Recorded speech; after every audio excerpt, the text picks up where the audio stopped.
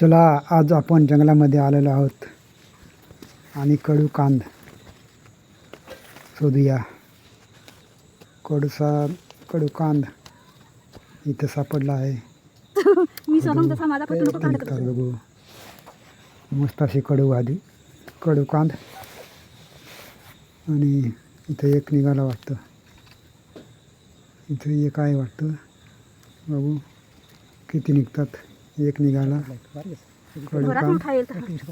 हे बुढा काय ते? त्याची वड्या करून खायचे घरी गरम पाण्यामध्ये आणि वड्या करायच्या आणि ते खायला समजतं. खास करून ते पोटातल्या आजारासाठी चांगलं असतं. पोटदुखी, वात याच्यासाठी ही वस्तू चांगली असते. आता इथं कांदा आणले आणि धुले जरा मस्त कांदा धुवून घ्यायचे. नंतर त्याला गरम करायचे आणि वड्या पाडून आपण पाण्यामध्ये सोडायचे. एक रात्रभर पाण्यामध्ये सोडायचे आता आपण विहिरीमध्ये सोडायला चाललो.